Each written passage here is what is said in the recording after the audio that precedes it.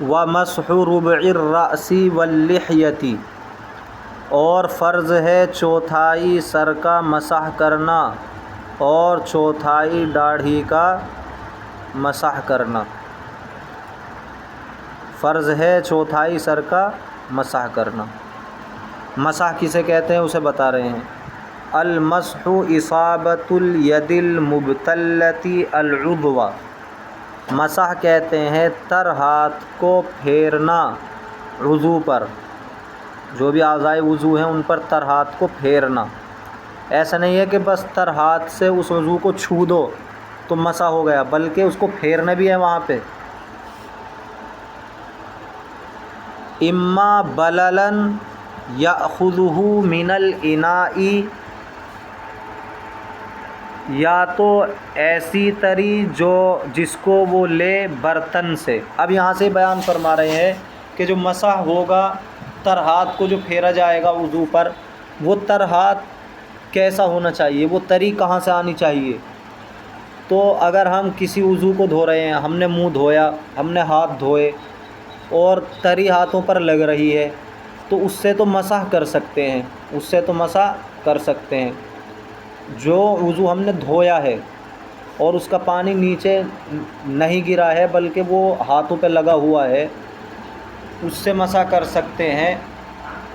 لیکن اگر کسی وضو کا ہم نے مسح کیا ہے اور اس مسح کی وجہ سے جو ہمارا ہاتھ تر ہے اسی سے پھر دوسرے وضو کا مسح کرنا، یہ جائز نہیں ہے، یہ جائز نہیں ہے۔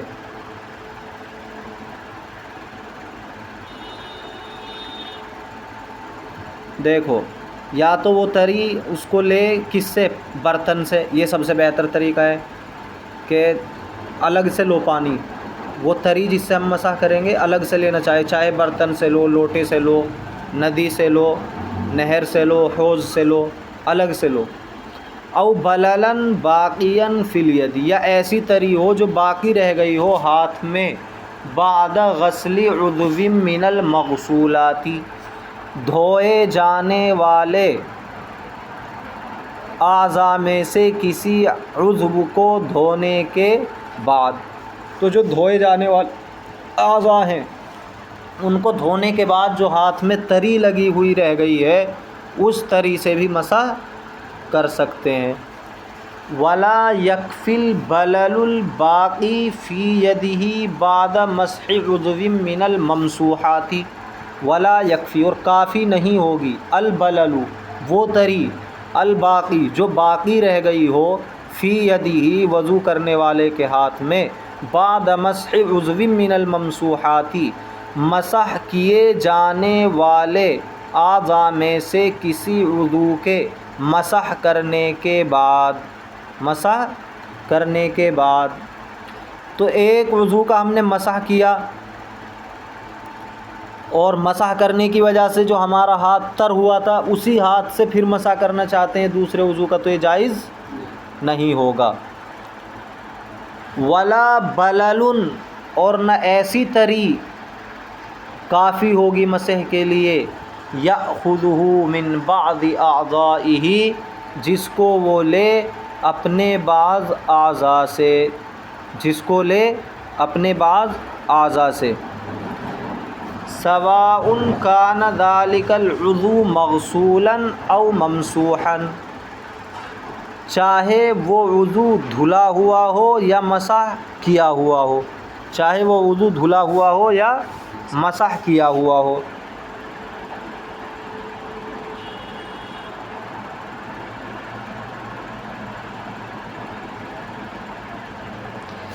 یہ کون سی تری ہے؟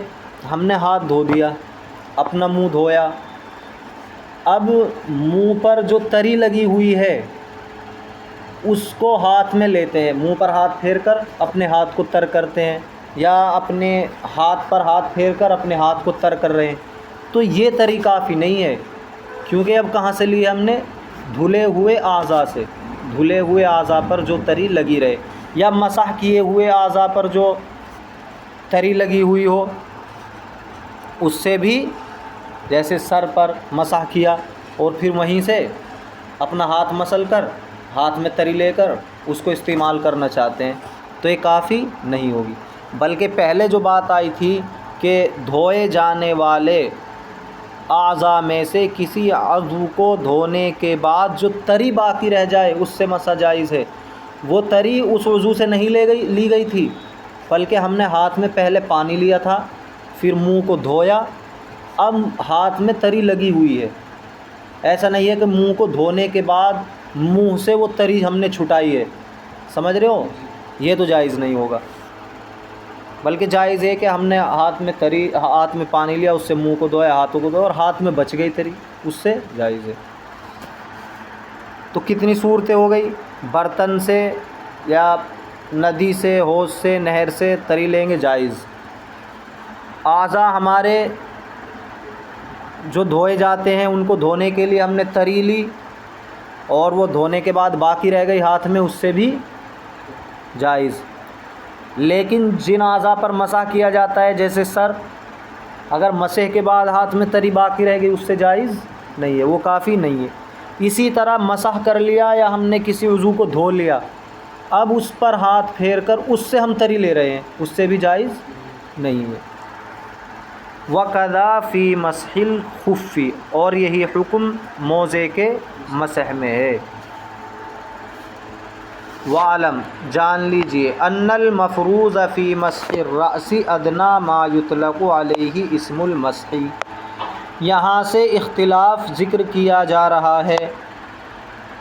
سر کا مسح کرنے میں فقہا کے درمیان اختلاف ہے کہ کتنے حصے کا مسح کیا جائے گا۔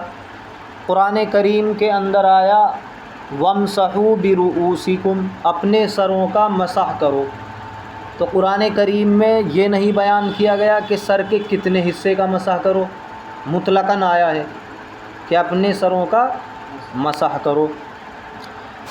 تو اس وجہ سے اب سر کے مسح کی مقدار میں ائمہ کے درمیان اختلاف واقع ہو گیا۔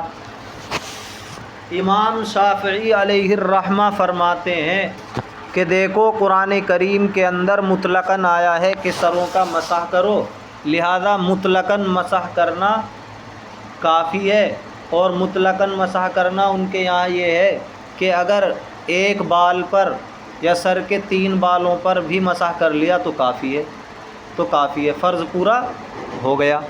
صرف کتنا فرض ہے ان کے یہاں؟ 1 بال یا 3 بالوں پر مسح کرنا۔ دلیل کیا ہے؟ قرآن کریم میں مسح کا حکم مطلقاً آیا ہے، سمجھ میں آ رہا ہے یہاں تک؟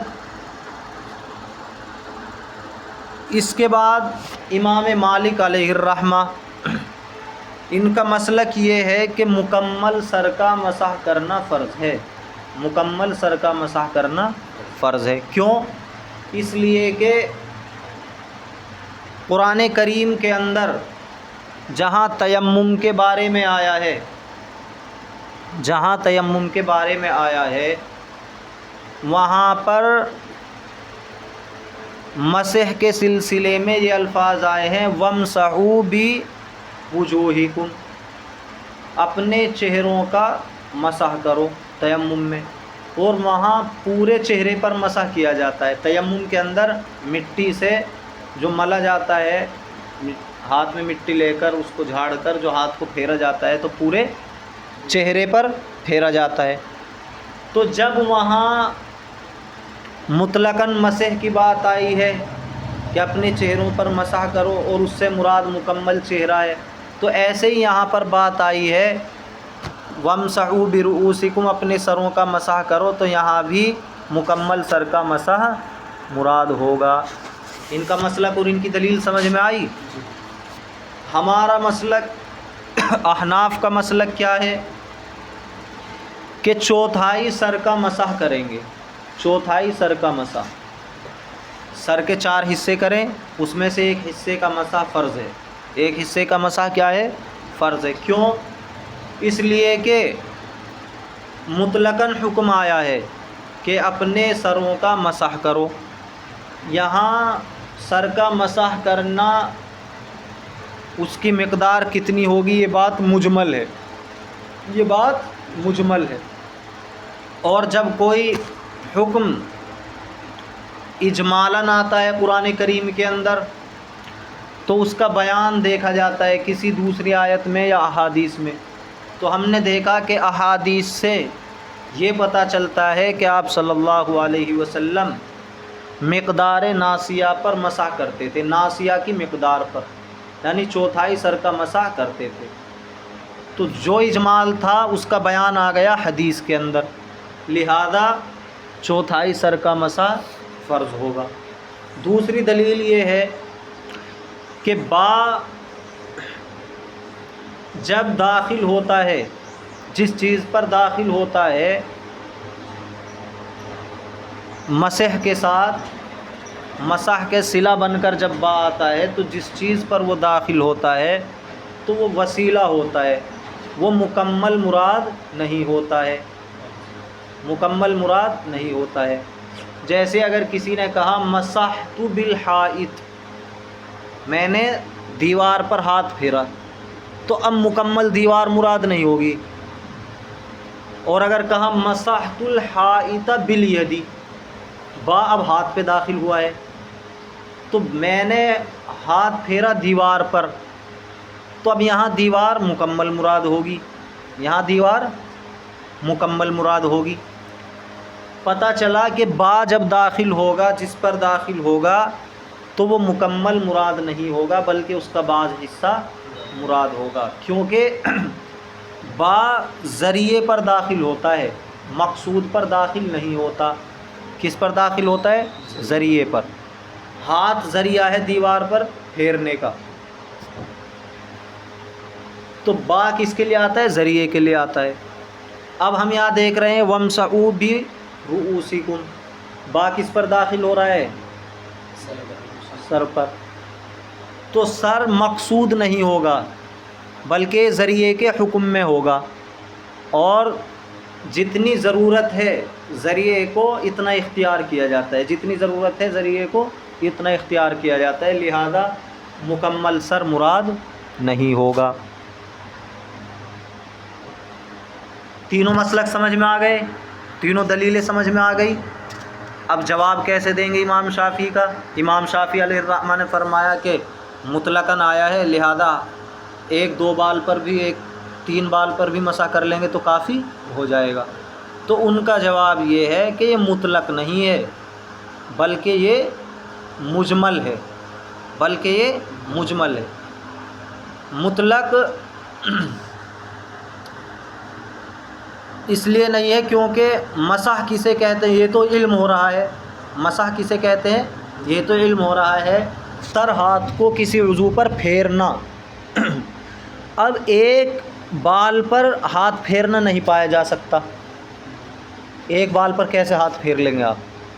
چھونا پایا جائے گا وہاں، تو ہاتھ سے چھوا جا سکتے ہیں ایک بال کو یا تین بال کو، تو مسح کے تو معنی ہی نہیں پائے جا رہے ہیں ایک بال پر مسح کرنے یا تین بال پر مسح کرنے کے۔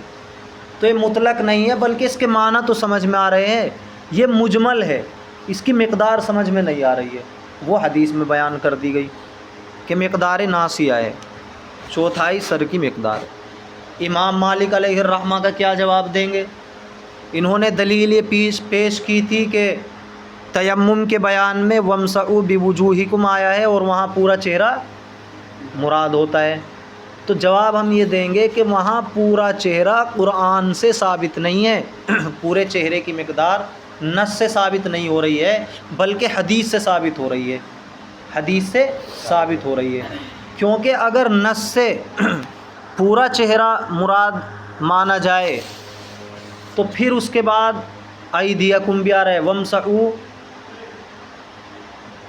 کے بعد وہاں پر ایدیکم بھی آ رہا ہے وجوہکم کے بعد، تو اگر وہاں بھی قرآن سے مقدار کو مانا جائے گا تو پھر بغل تک تیمم میں مسح ہونا چاہیے۔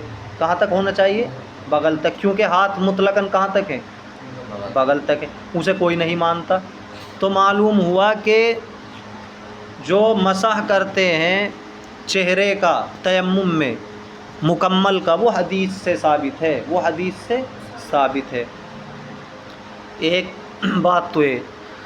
دوسری بات یہ کہ آپ دیکھیں وضو اصل ہے، تیمم اس کی فرع ہے، تیمم اس کے قائم مقام ہے۔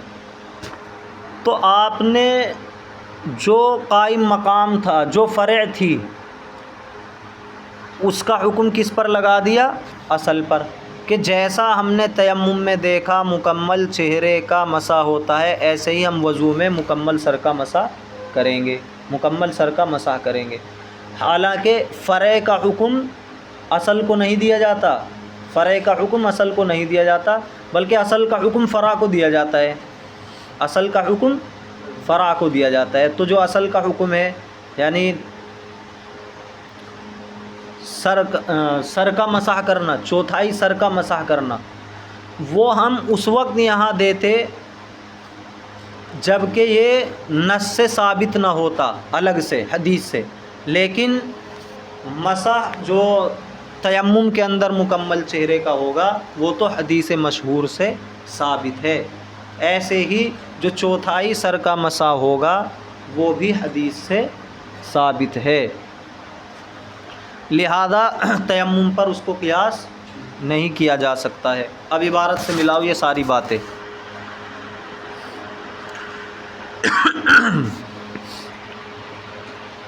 وَعْلَمْ أَنَّ الْمَفْرُوضَ فِي مَسْحِ الرَّأْسِ، جان لیجئے کہ سر کے مسح میں جو مقدار فرض ہے، ادنا وہ کم سے کم اتنی ہو، ما یطلق علیہ اسم المسح، کہ جس پر مسح کے اسم کا اطلاق کیا جا سکے، لفظ مسح کو جس پر بولا جا سکے، وَهُوَ شَعْرَةٌ أَوْ ثَلَاثُ شَعْرَاتٍ، اور وہ ایک بال یا 3 بال ہیں، عند الشافعی، امام شافعی علیہ الرحمہ کے نزدیک، عملاً باطلاق النص، نص کے مطلق ہونے پر عمل کرتے ہوئے۔ امام شافعی نے کیا فرمایا کہ نص مطلق ہے، اس لیے 1 یا 3 بال پر بھی مسح کریں گے تو وہ بھی مسح کہلائے گا۔ وَعِندَ مَالِكٍ الْاِسْتِيعَابُ فَرْضٌ، اور امام مالک کے نزدیک استیعاب فرض ہے، یعنی مکمل سر کا مسح فرض ہے۔ کما فی قولہ تعالی، جیسا کہ اللہ تعالیٰ کے ارشاد، فَامْسَحُوا بِوُجُوهِكُمْ، فَامْسَحُوا بِوُجُوهِكُمْ، یہ کس کے بارے میں ہے؟ تیمم کے بارے میں، اپنے چہروں کا مسح کرو۔ وَعِندَنَا، اور ہمارے نزدیک، رُبُعُ الرَّأْسِ، چوتھائی سر کا مسح ہے۔ وَقَدْ ذَكَرُوا، اور انہوں نے ذکر کیا ہے، أَنَّهُ إِذَا قِيلَ، کہ جب کہا جائے مسحت الحائط بیدی، یہ ہماری عقلی دلیل ہے، یہ ہماری عقلی دلیل ہے کہ جب کہا جاتا ہے مسحت الحائط بیدی، میں نے اپنے ہاتھ سے دیوار کا مسح کیا، یراد بہ کلہ، تو اس سے مکمل مراد لیا جاتا ہے، دیوار کو مکمل مراد لیا جاتا ہے، کیونکہ اب دیوار پر با داخل نہیں ہو رہا ہے، جس پر با داخل ہوتا ہے وہ مکمل مراد نہیں لیا جاتا۔ وَإِذَا قِيلَ، اور جب کہا جائے مسحت بالحائط، میں نے دیوار سے مسح کیا، تو اب یراد بہ بعضہ، اس کے ذریعے اس کا بعض حصہ مراد لیا جائے گا، کیونکہ با داخل ہو رہا ہے حائط پر، اور ہم نے ضابطہ بتایا تھا بعض اس پر داخل ہوگا وہ اس ذریعہ ہوگا، اور ذریعہ مکمل مراد نہیں لیا جائے گا بلکہ بقدر ضرورت بعض۔ لِأَنَّ الْأَصْلَ فِي الْبَاءِ أَن تَدْخُلَ فِي الْوَسَائِلِ، اس لیے کہ با میں اصل یہ ہے کہ وہ داخل ہوتا ہے وسائل پر، وَهِيَ غَيْرُ مَقْصُودَةٍ، اور وسائل مقصود نہیں ہوتے ہیں، وسائل مقصود نہیں ہوتے ہیں، تو وہ تو وسیلے کے درجے میں رہتے ہیں، بس جتنی ضرورت ہے۔ فَلَا يَثْبُتُ اسْتِيعَابُهَا، پس ثابت نہیں ہوگا ان کا استیعاب، یعنی وسائل کا استیعاب ثابت نہیں ہوگا، یعنی مکمل جس چیز پر با داخل ہو رہا ہے وہ وسیلہ ہے، لہذا اس کا پورے کو گھیرنا ثابت نہیں ہوگا۔ بل یکفی منہا ما یتوسل بہ الی المقصود، بلکہ کافی ہو جائے گا اس میں سے وہ حصہ کہ جس سے مقصود حاصل ہو جائے، جس سے مقصد حاصل ہو جائے وہ حصہ کافی ہے، جس پر با داخل ہو رہا ہے اس کا وہ حصہ کافی ہے جس سے مقصد حاصل ہو جائے۔ فَإِذَا دَخَلَ الْبَاءُ فِي الْمَحَلِّ، پس جب با داخل ہو گیا محل پر، کس پر یعنی رؤوس پر، شُبِّهَ الْمَحَلُّ بِالْوَسَائِلِ، تو محل مشابہ ہو گیا وسائل کے، فَلَا يَثْبُتُ اسْتِيعَابُ الْمَحَلِّ، پس ثابت نہیں ہوگا محل کا استیاب، یعنی اس جگہ کو مکمل گھیرنا ثابت نہیں ہوگا۔ جیسے سر پر کیا ہوا ہے، رؤوس میں با داخل ہوا ہے، تو اب یہ مشابہ ہو گیا کس کے، وسائل کے، اور وسائل پر جب با آتا ہے تو وہ مکمل مراد نہیں ہوتے ہیں، لہذا یہ بھی مکمل مراد نہیں ہوگا۔ لیکن یشکل ھذا، اس پر اشکال کیا جاتا ہے، یہ جو ہم نے ابھی بیان کیا ہے کہ با جس پر داخل ہوگا وہ مکمل مراد نہیں ہوتا ہے، اس کو پورے کو گھیرنا ضروری نہیں ہے، پورے کا مسح کرنا ضروری نہیں ہے، اس پر اشکال ہوتا ہے۔ کس کے ذریعے اشکال ہوتا ہے، بقولہ تعالی، اللہ تعالیٰ کے ارشاد کے ذریعے، فامسحوا بوجوہکم، کہ تم اپنے چہروں کا مسح کرو، اس کے ذریعے اشکال اس طرح ہوتا ہے کہ دیکھو اس میں بھی با داخل ہے وجوہ پر، با داخل ہے وجوہ پر، جب اس پر با داخل ہے تو یہاں بھی بعض چہرہ مراد ہونا چاہیے، تیمم کے اندر بعض چہرہ مراد ہونا چاہیے، لیکن تیمم میں کوئی بھی بعض چہرہ مراد نہیں لیتا ہے، تیمم میں کوئی بھی بعض چہرہ مراد نہیں لیتا ہے بلکہ مکمل مراد لیتا ہے، لہذا آپ نے جو ضابطہ بیان کیا ہے کہ بعض اس پر داخل ہوگا، وہ کتنا حصہ مراد ہوگا، کتنا حصہ مراد ہوگا جس پر با داخل ہوگا، جس پر با داخل ہوگا اس کا بعض حصہ مراد ہوگا۔ جب اس کا بعض حصہ مراد لے رہے ہیں آپ وَامْسَحُوا بِرُؤُوسِكُم میں، تو فَامْسَحُوا بِوُجُوهِكُم میں بھی چہرے کا بعض حصہ مراد ہونا چاہیے۔ اشکال سمجھ میں آیا یا نہیں؟ آپ نے ایک ضابطہ بیان کر دیا کہ بعض اس پر داخل ہوگا وہ مکمل مراد نہیں ہوگا، اور اپنی دلیل بنا لی وَامْسَحُوا بِرُؤُوسِكُم میں کہ لہذا مکمل سر کا مسح ضروری نہیں ہے۔ لیکن ہم دیکھتے ہیں با تو وجوہ پر بھی داخل ہو رہا ہے، اور یہاں آپ بھی مکمل چہرہ مراد لیتے ہیں، تو یہاں کیسے مراد لے لیا، اس کا جواب دیکھو، وَيُمْكِنُ أَن يُجَابَ عَنْهُ، اور ممکن ہے کہ اس کا جواب دیا جائے بِأَنَّ الْاِسْتِيعَابَ فِي التَّيَمُّمِ لَمْ يَثْبُتْ بِالنَّصِّ، کہ استیعاب تیمم کے اندر نص سے ثابت نہیں ہے، تو ہم یہ کہیں گے کہ پورے چہرے کا مسح تیمم میں یہ نص سے ثابت نہیں ہو رہا ہے، قرآن کی آیت سے ثابت نہیں ہو رہا ہے، بلکہ وہ تو حدیث سے ثابت ہے، احادیث مشہورہ سے ثابت ہے، لہذا آپ یہ کہہ کر اشکال نہیں کر سکتے کہ دیکھو با داخل ہے پھر بھی مکمل چہرہ مراد ہو رہا ہے، وہ اس سے ثابت ہی نہیں ہو رہا۔ بل بالاحادیث المشہورۃ، بلکہ مشہور احادیث سے ثابت ہو رہا ہے۔ ایک جواب تو یہ دیا جائے گا۔ دوسرا جواب، وَبِأَنَّ مَسْحَ الْوَجْهِ فِي التَّيَمُّمِ قَائِمٌ مَقَامَ غَسْلِهِ، دوسرا جواب دیا جائے گا کہ سر کے چہرے کا مسح تیمم کے اندر یہ قائم مقام ہے چہرے کو دھونے کے، چہرے کو دھونے کے قائم مقام ہے۔ چہرے کو دھونا وضو کے اندر کیا ہے، فرض ہے۔ کتنے چہرے کو دھونا، کتنے چہرے کو دھونا، مکمل چہرے کو دھونا فرض ہے، اور اس کی فرع کیا ہے، اب اسی کے قائم مقام تیمم میں چہرے کے مسح کو بنایا گیا ہے، اسی کے قائم مقام کس کو بنایا گیا ہے، چہرے کو مسح کو بنایا گیا ہے۔ جب چہرے کے مسح کو وضو کے اندر چہرے کے دھونے کے قائم مقام بنایا گیا ہے، تو جو حکم اصل کا تھا وہی کس کو دیا جائے گا، فرع کو دیا جائے گا، اور چہرے کے دھونے میں اصل میں کیا حکم ہے، مکمل چہرے کا دھونا، تو تیمم کے اندر بھی مکمل چہرے کا مسح آئے گا، لہذا اس طرح سے مکمل چہرے کا مسح ثابت ہو رہا ہے، نہ کہ اس وجہ سے کہ اس پر با داخل ہے، قرآن کی آیت سے اس وجہ سے ثابت نہیں ہو، یا تو مشہور حدیث سے ثابت ہو رہا ہے، یا پھر اس لیے کہ اصل کا حکم فرع کو دیا گیا ہے۔ فَحُكْمُ الْخَلْفِ فِي الْمِقْدَارِ حُكْمُ الْأَصْلِ، تو خلف کا حکم یعنی جو خلیفہ ہے، جو قائم مقام ہے، اس کا حکم مقدار کے اندر اصل کا حکم ہوگا، کما فی مسح الیدین، جیسا کہ ہاتھوں کے مسح کے اندر، ہاتھوں کے مسح کے اندر بھی یہی ہوتا ہے، ہاتھوں کے مسح کے اندر بھی اصل کا حکم دیا جاتا ہے۔ اصل میں ہاتھوں کو کتنا دھونا ہے؟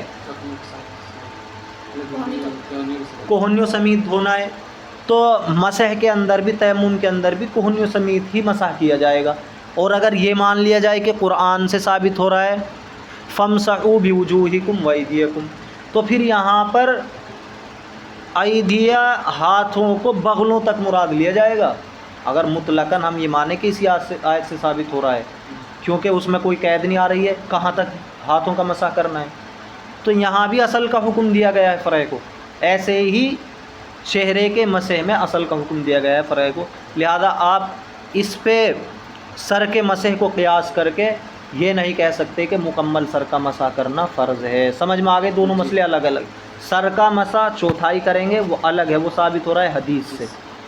چہرے کا مسح مکمل کریں گے یہ الگ ہے، یہ ثابت ہو رہا ہے احادیث سے بھی، اور اصل کا حکم فرع کو دیا گیا ہے۔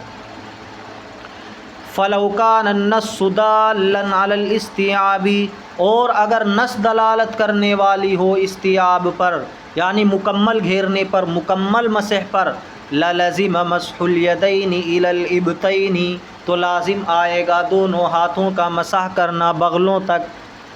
اگر ہم نص کو مان لیں کہ نص ہی سے یہ بات ثابت ہو رہی ہے تو پھر یہ بھی مانو، جب چہرے کے مسح کو آپ نص سے ثابت مان رہے ہیں کہ نص بتا رہی ہے کہ اپنے چہرے کو مسح کرو اور مکمل مان رہے ہیں آپ، تو پھر ہاتھوں کے بارے میں بھی تو نص بتا رہی ہے کہ ہاتھوں کا مسح کرو، تو اس میں مکمل مانو، کہاں تک؟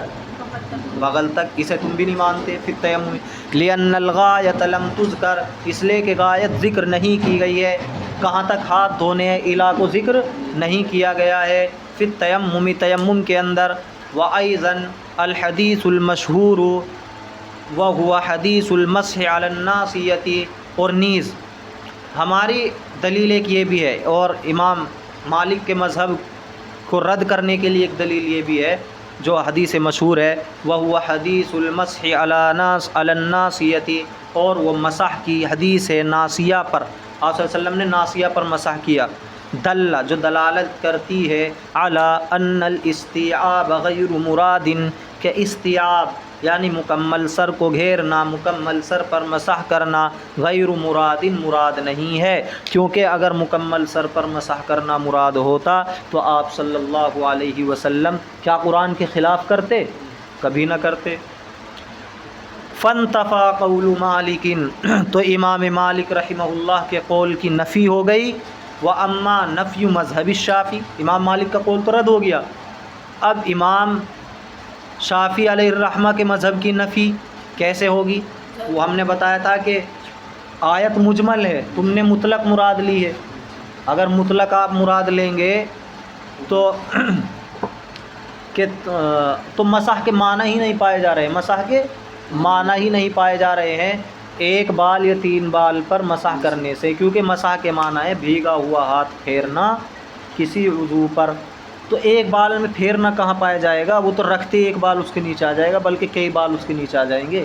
پھیرنا تو جب ہے کہ ہاتھ کو رکھ کے چلایا جائے، ہاتھ کو رکھ کے چلایا جائے۔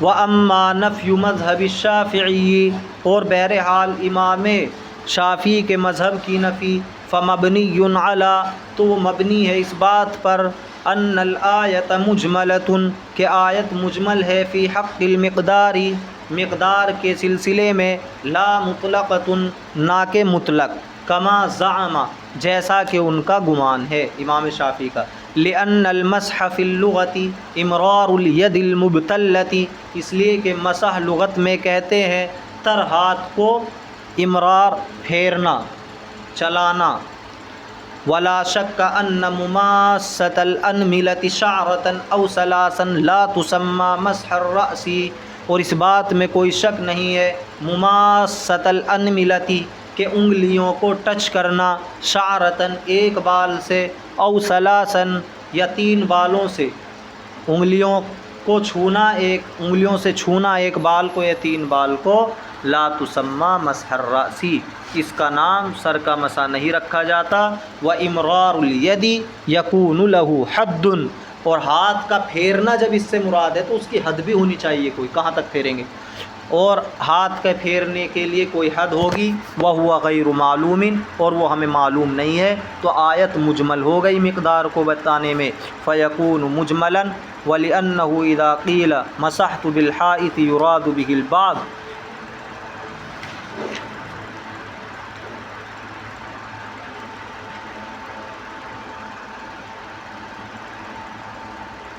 سمجھ رہے ہو، آیت مجمل ہو گئی تو اس کا بیان حدیث میں مل گیا۔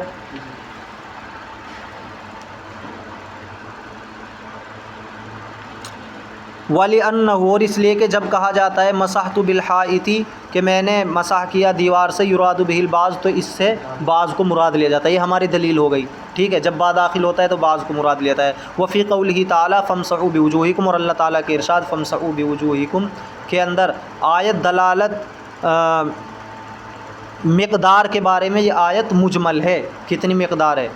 فَفِعْلُهُ علیہ السلام، تو آپ صلی اللہ علیہ وسلم کا عمل یہ ہے، انہ مسح علی ناصیتہ، کہ انہوں نے اپنے ناصیہ پر مسح کیا، یکون بیانا لہو، تو وہ اس کے لیے بیان ہوگی۔ یہاں تک یاد کر لینا۔